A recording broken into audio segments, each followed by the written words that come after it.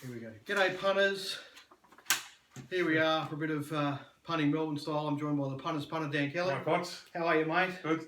Good to take a breath. Yeah, no, it's funny, you know, like you think you're gonna take a breath, but the reality is there's a meeting at Bendigo tomorrow that I want to get involved in. There's a good one at Sandown coming up, so That's right. you know, if you I did see the race-free Mondays are coming up again, starting December. Oh, you beauty. So I was just flicking through and I said, "Oh, Wednesday, when am I going to get a spell here?" And the race-free Mondays. Yeah, so they race on around Christmas. There's a couple, but for the next 3 months, for December, summer, they're going to be nice to have a breather, mate, to some degree. Hallelujah to that, DK. Yeah. Hallelujah. To that. I can imagine. I can tell you one thing for sure, mate. I will not be getting fully involved in the Pakenham Cup meeting whenever that's coming up, because I had a look at how that track raced on. What can they do? I mean, it was underwater there the other day. Yeah, fair enough. Like, it's rain. Like they copped all the rain, right? Yeah, they copped all the rain. That's Flemington missed. However, the problem is the mistake is that the track has been that they laid Kikuyu. Yeah, that's right. They keep refusing to oversow it with ryegrass. It's a summer grass only. It's no good till it gets some sun. No, it needs to be well over 20 degrees consistently. Yeah, and it's got no roots. So as soon as you get any kind of weather on it, even without it, it's just loose. And so the track staff are actually doing a good job, because across it it's even. They were inside to out, didn't matter. Yeah. But the ground's just so loose. It's almost not turf. I'll put anything that's sort of not performing or going below SP or things like that. I'll put a big question mark on their runs, because that is a shifty ground if they can't get their footing. Yeah. Anyway, we'll talk about that. Well, that's in a couple of weeks, isn't it? So yeah, Ballarat or something. Ballarat's this week. Was that Ballarat? Sorry, Ballarat's Sandown, Ballarat. Pakenham. I think is it Pakenham the week after? It could be a week. Yeah, it's something like that. So, I mean, I think there's usually a Moonee Valley night meeting there that I'll probably do, but I won't be getting heavily involved in Pakenham, because my view is, whatever they refuse to oversow that track with rye, it'll continue to have problems, and it'll race extremely well from sort of mid to late January through to April. The night meetings the night meetings. Until it's had a consistent period of hot weather, there's no turf there. Yeah. So it's a disappointing one for the state. And on the other side of the coin,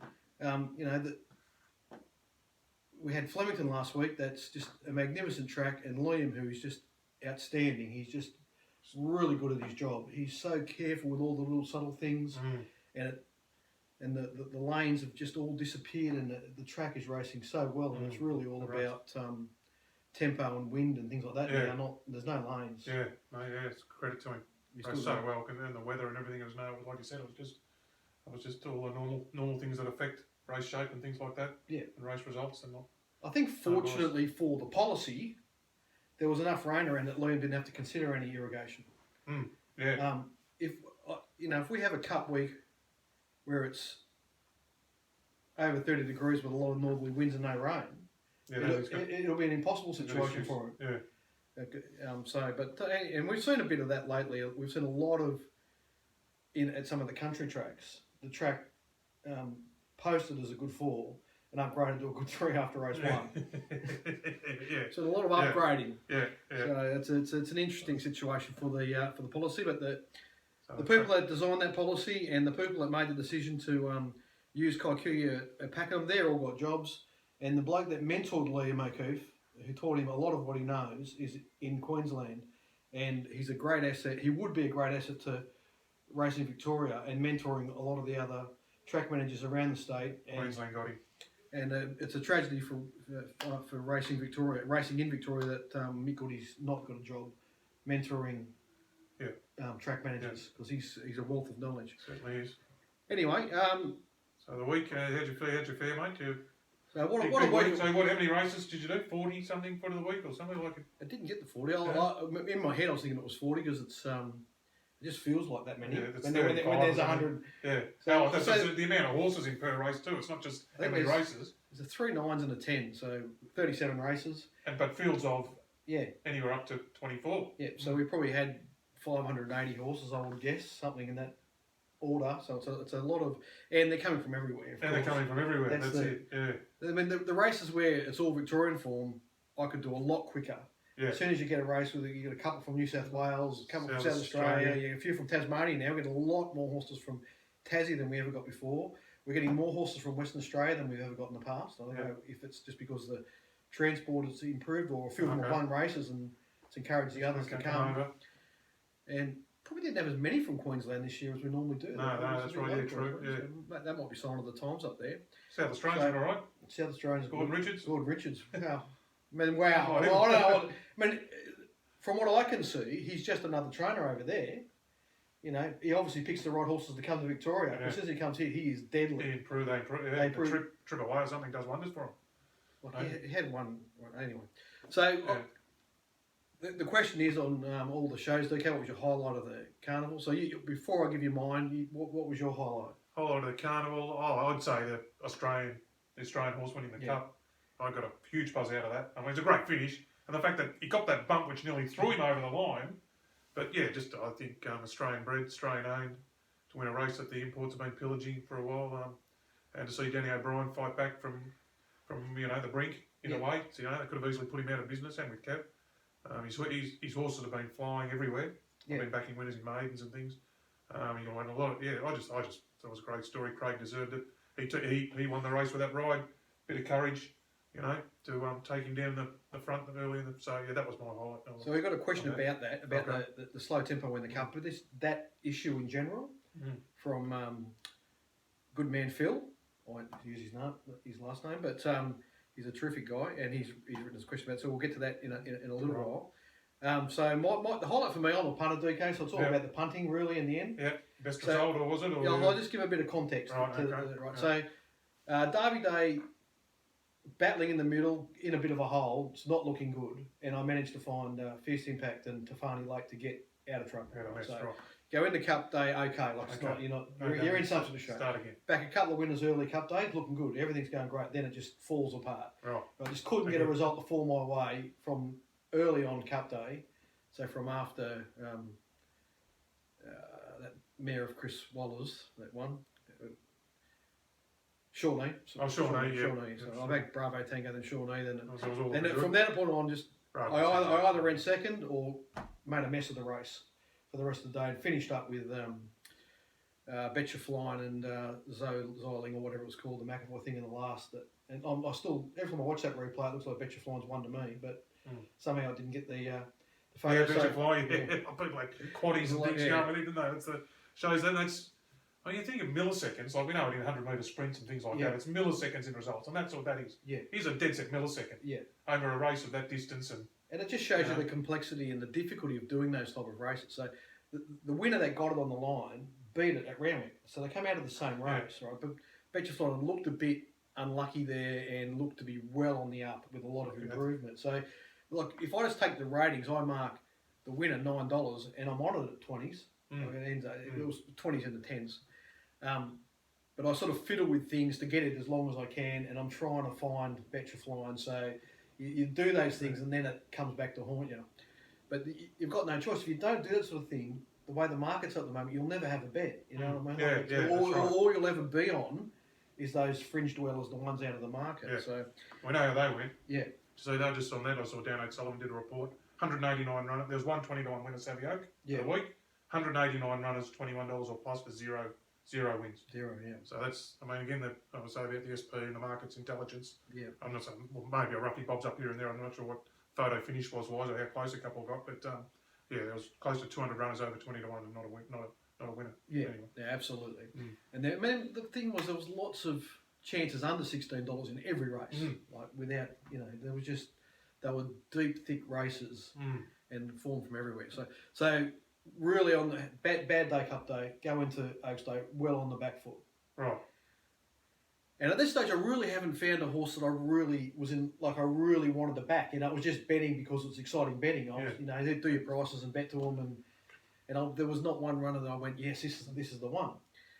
So we get into Oaks Day, and so when I'm doing the form there, I really like the 3-year-old 1800 metre race, which is the race before the Oaks. Okay, I really like Panko's form. Panko and Russian Camelot. It come out of the Panko Russian Camelot, Highland Jack. It come out of that Bondi race or whatever, but it switches them. It's still $1 million race, so it's going to be game on there.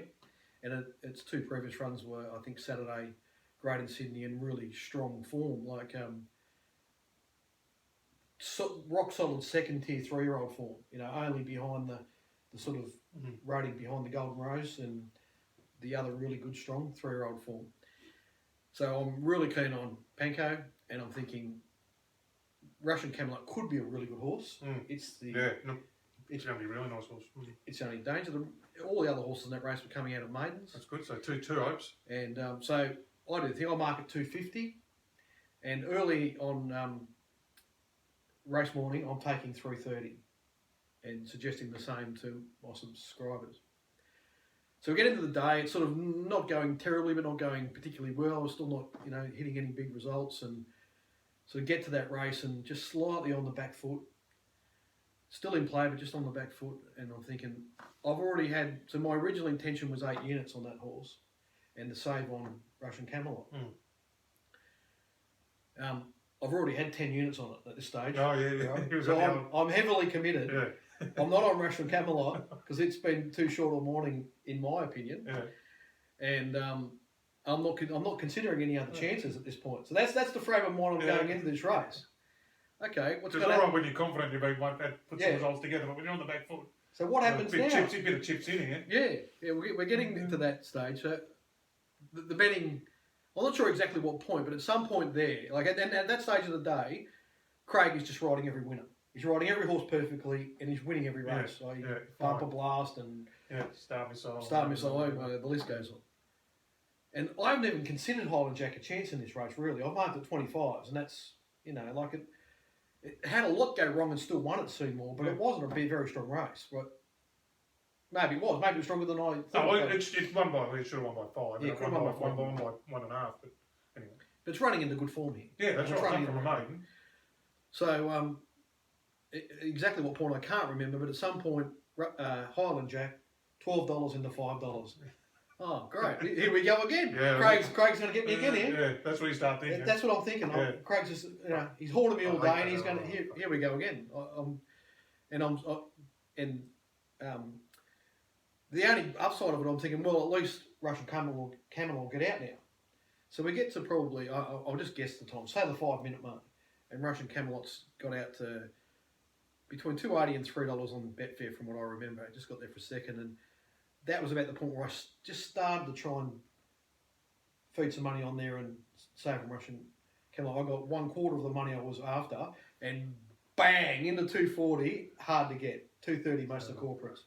And I'm thinking, well, you'll get left holding the baby. It's going around a loser for me here. What's the... So, and Panko now is 350, 360, 370, 380. We're heading towards $4. I'm just left. I say to myself, I'm left holding the baby here. Don't blue when this result's going to go against you. Yeah. Because you're sort of getting some read on it before the. Said I've missed them. Yeah, well, I've done something. I've missed something here. So the whole carnival's not going that well. Yeah. Craig's been haunting me all day. The market's going completely against me. You're not on it. I'm already overcommitted. Overcommitted. And I'm sitting there looking at it thinking, and I just had a moment of clarity, DK, which in hindsight I really enjoyed. Yep. And and that thought that came into my head was, Potts, these are exactly the opportunities you wait for. So I've just third person myself there, so I'll rightly get some flak for that. These are the opportunities you wait for. If you're not going to bet strongly as you possibly can under these circumstances, you're never going to. Yeah. So I pinned the ears back and went straight back in at the 380 on Betfair. Okay. So I went in again. I ended up with 18 units on the on the horse, DK. And I think at the 1 minute mark... One race I didn't see, so you have to tell me about shitting or it was never going to get beat or... I'll give you a good description. All right. The race itself's exciting to watch. Okay, yeah, I missed it. It's one race I missed. And I just get to that point where I've got 18 units on this horse and all the 370's gone, and it was at that point one of the teams decided to get the big hammer out, and it was 370, 360, 50, that's 40. That's all okay, we're back in the game. Yeah, they're going in the gates, and it's just being hammered in, and it ends up 290 on Betfair, 290 on the totes, and I'm thinking hallelujah. And then of course in the last moments of betting, Russian Camelot gets back out, so I'm able to get enough there that it's not a terrible result for me. Yeah. But they're my only hope is Panko winning or Russian Camelot. It's a loser, but it's not a complete strip out. If one of them don't win, I'm in all sorts on this race. Anyway, they're all sort of back markers, Russian Camelot, Panko and Highland Jack in this race. That's right. So they're all in the back third of the field, all pretty close to each other. So So they're racing company the whole race. Get around to the home turn, and Ollie's is in front of the three, like just beyond midfield, and he chooses to try and go through the field. Highland Jack's in front of Panko, and Craig goes sort of widest peeler, and Huey's following him, and I'm thinking this is just perfect. Craig's going to take him into the race. Panko will get there outside, and he's got a real loping stayer's stride that just builds and builds and builds and builds. Stronger and stronger. And I'm thinking he's going to be too strong here. This is all good. Then all of a sudden, up outside me, from behind me, comes J-Rod 2 with Luke Curry. J-Rod 2? J-Rod 2. Robbie Lang. Oh. Holding me in a pocket. I'm going, you've got to be kidding me. Like for 50 metres, I thought this has just got... I thought J-Rod 2 was going to hang in and, put him back in behind the pack. And I'm just thinking... Robbie Lang, there he is. My blood pressure's just gone through the roof. I'm thinking, Huey, just get this horse to the outside. And thankfully, Huey had enough horse to just shove his way out and get to the outside. And then... So it was probably 50 metres later than what I'd hoped, but he did start to build his momentum and he got there and won by length. Russian Camelot had got through, ran second, and Highland Jack ran third. He ran third, okay, there you go. Now the interesting thing about that race is, I'm not sure of the order, but our man, Gordon Richards, Gordon, what's the bloke from South Australia? Gordon Richards. I'm pretty sure he had a maiden called Journica or something like that. I think he ran fourth, huge run. Maiden? Yeah, got beat a length and a half or something. And it might have been $34 or something from memory. And Brad Whittaker brought one down from a Canberra maiden. Just had zero form, this horse. I've been beaten like 4 or 5 lengths or something in a cat called Liam's the Boss, 200 to 1 or something. And he only got beaten, he ran fifth, they got beat a length and a half. Just amazing runs. They don't bring him over, they don't bring him to this race for nothing, they must. To go and have a look at them. So anyway, after the race, I've got the result. And I can tell you, I say to the punters out there right now, in that situation, even though I'd made some tough decisions and it had worked out, the only feeling I had was relief. There was no punch in the air, no excitement, I was just relieved. Relieved, okay. Yeah. So you didn't get the self-satisfaction, you got it right. I mean, we win money, but a lot of the thing is the self-satisfaction of getting a race right. Apart from the betting. Yeah, well, to be quite honest, I thought the horse would win by 3. So it sort of overcome things to win by a length and it only got there later. It sort of felt like I was wrong. Marking at 250 was possibly too short. I'd missed Highland Jack completely because it ran $6 or $7 and I'm perhaps underestimated Russian Camelot. So it was sort of one of those situations where you just felt like you got away with it. Yeah. But so anyway... That was the highlight of the carnival for me because it turned things around and it was pretty good after that. That's a good story, mate. It's always nice to back plenty of losers and get plenty wrong, so good to hear a good one. There we go. What time are we up to the DK?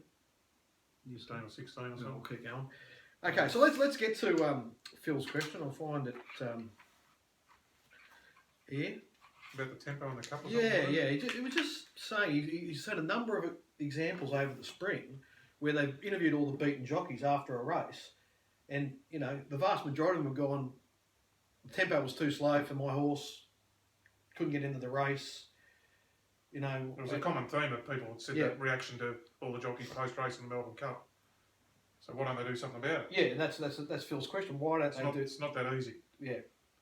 So why are they, tempo, I mean, every race has its own different tempo and in the Melbourne Cup, for instance, okay, so they've backed right off and gone slow down the back straight. But so, what do you want to happen? I mean, half the horses are inside of the horses, so they can't do anything. And the first 5 or 6 aren't going to move. So I had to watch the replay this morning. Ollie made a move at the 1,000, I think, on Mutagy or whatever it was. And then they just flushed everything. So they all got going from there, the 900. When they came around, they showed that head on at the 800. They were all 5 and 5 across the track, all making their runs. They need to make their decisions, and we can blue about tempo all the time, and people, do you really want jockeys pulling the trigger mid-race on your horse, or do you want them to time their run and, well, so an exponent, Kate Walters is a great one at taking off mid-race, and she rides at about 2%. I know she doesn't get the cattle or anything, but I don't know. What are your thoughts, Plus? Well, my thoughts are these races are like a game of chess, and the longer the race, the more complex the game is. And the first thing I'd say to Phil is that by the time the jockeys realise they're in the wrong position and there's no tempo, that's right. It's too late for them to do anything about it. Yeah. They've got themselves in that situation, and now they're trapped. They're in check. Yeah. They're in check, and they've got very few moves, and for the rest of that race, they'll be chasing their tail. So, if I'm talking to jockeys, I would say be very careful not to get yourself in check, particularly in those longer races. And the key to doing that is, particularly if you draw appropriately, is to never give up your position too cheaply. You have to make the outside draws pay for their position. So I'm saying there are a dozen jockeys in that race that gave position to Craig for nothing. He paid almost nothing to get the position on pace on the fence without expending any energy. So that he drew 19 or whatever it was. Yeah. All they had to do was hold their positions and make him go quicker. If he wanted to cross them, they had to keep punching in the first. It's a straight line. The only way he can come across is if they're going slower than he is. Okay, so he's not going quick. If they've found spots they're happy with, and then they're not going to, they say, well, I'm aiming, they're making decisions before the race. I'm aiming for 1 out, 1 back. I'm aiming for 1 out, 3 back, or something like that, or to get a nice spot or something. So they get that spot. Why kick up? Well, I'm saying that's a mistake. That's my view. My view is that all of those jockeys should know the horse they're riding well enough to understand what its natural tempo is. And I'm saying there are a dozen horses in that race that have run well below their natural tempo in the run to the winning post the first time. Yep. And they should have been going 3 to 5 lengths quicker. And any of the wide draws that wanted to come across, they should have made them earn it. Once they let Craig across like that, he's in control, they're in check, and they've got very few options. And and you see it all the time. I mean, these are the world class riders. These are the best of the best. There's Frankie Dettori and Ryan Moore and all that in this race, as well as our best ones. So. The opposite's also true too. In the Derby, because one of the favourites was drawn inside and wanted to lead, they all wanted to cross it. And that's right. And they all went far too quick. Yeah. So I mean, I'm saying that they got nothing out of that. No. They spent far too much getting that position over Mark Zahra, and it just cost all of them. Yeah. And they all disappeared out of the race. Ollie was just in behind him on a strong starter. So, it's...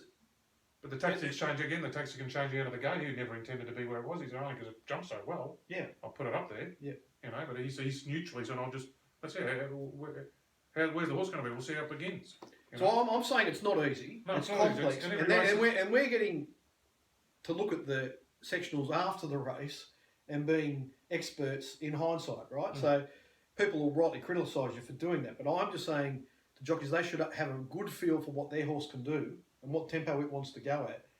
And they shouldn't worry too as much as they do about position. They should be less concerned about position and more concerned about getting their horse into its right rhythm, particularly in those wrong races. I think a lot of them were going far too slow, and they conceded position at no cost to one of the key chances in the race. So, and in the end, what you end up with is a very bunched finish. And so this sort of thing happens very regularly because there is a rush for position early in Australian racing. That's right. Which is then the mid-race slowdown. Yeah. And the back off. I'm just surprised more jockeys don't just sort of come out, just to sort of do nothing, stay off the rail, do nothing for the first 300 metres of the race. And as soon as the other jockeys want to slow down, just go straight around. I'm surprised it doesn't happen more often. Yeah, that's when they make the move. Yeah. In the first third of the race, or the first. As soon as the back off comes, as soon as they stop, then go around and get position. And you what you do is you get that position really cheap. Yeah. The problem is usually any period mid race that any horse goes forward, that does motivate the horses in position to pick up and hold it. So you can end up being kept wide and whatever else. So it's a really interesting conversation. It's not easy. I'm not. The jockeys have got difficult jobs. They ride in a lot of races, and it's hard to get it right all the time. But as soon as within 10 minutes of that race finished, and I was looking at it thinking, geez, there's going to be some jockeys that wish they could have their time over here in this race. Yeah. So, anyway, we've given that a good work over. That was the Cup. And we'll come back in a minute with part 2. More questions. All right.